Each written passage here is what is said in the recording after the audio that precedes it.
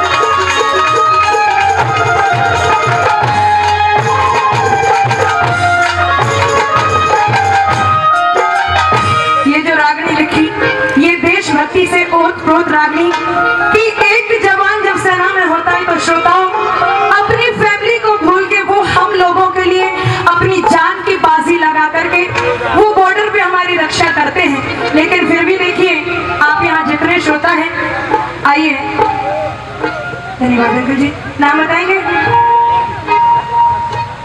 आइए 500 रुपए हमारे अंकल जी इस रागनी का खुश होकर के देते हैं। नाम नहीं बताया, उनका भी तहे दिल से बहुत बहुत धन्यवाद। श्रोताओं आपने नाम सुना होगा नेताजी सुभाष चंद्र बोस का और वीर भगत सिंह का और आदरणीय महात्मा गांधी जी का नमन करते हैं उनको। बट कुछ चीजें गांधी जी ऐसी कर गए जिनसे आज के नौजवान की थिंकिंग बिल्कुल भी मैटर नहीं करती और स्पेशली मेरी तो बिल्कुल भी नहीं करती। बताया कि कुछ लोग खुद का कंपैरिजन करते हैं नेताजी सुभाष चंद्र बोस के साथ।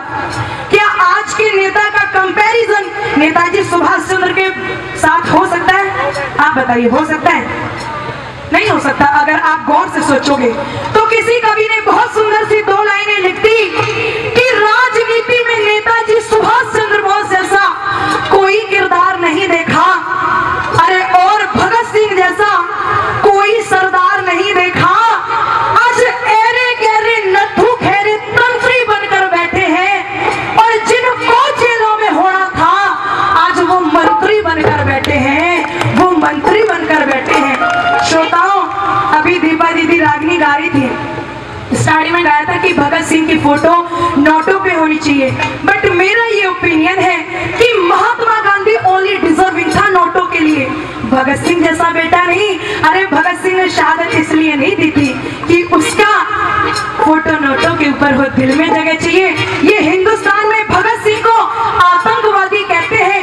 आज तक 125 करोड़ हिंदू होने के बाद भगत सिंह को शहीद का दर्जा नहीं है। आज फक्र भी महसूस होता है और खुद को गंदा भी फील होता है कि हम हिंदुस्तानी हैं। एक भगत सिंह को जब राष्ट्रपुत्र का दर्जा नहीं दिला सकते तो डूब के मर जाना चाहिए हमें। आइए तीसरी बात के द्वारा सुनेगा क्या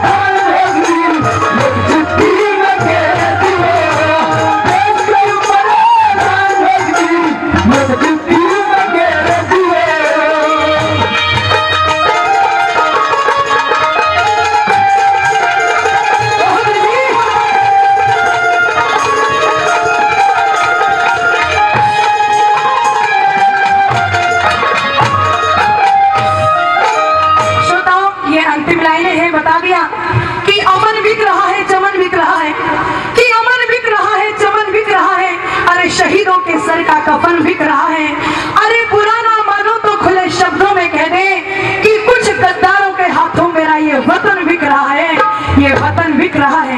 2 लाइनें और कहना चाहेंगे। कश्मीर का आपने वाकया सुना होगा और एक वीडियो बहुत ज्यादा वायरल हुई थी जिसमें हमारे सेना के जवानों के ऊपर पत्थर फेंके गए थे।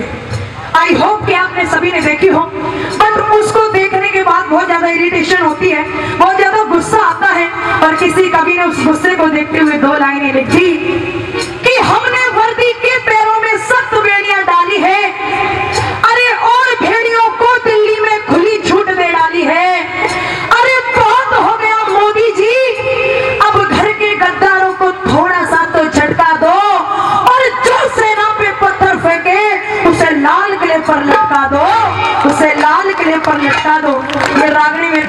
अच्छी लगती है। अगर किसी को इस गाने के द्वारा कोई आपत्ति हो या किसी को थोड़ा बुरा लगा हो तो हाथ जोड़ के माफी चाहूंगी। आइए, जाट मेहर सिंह जी ने इस रागनी को लिखा और जो आपके सामने गुड़िया सुना रही है वो भी पक्का जाट है। आइए अंतिम लाइनों में क्या बताए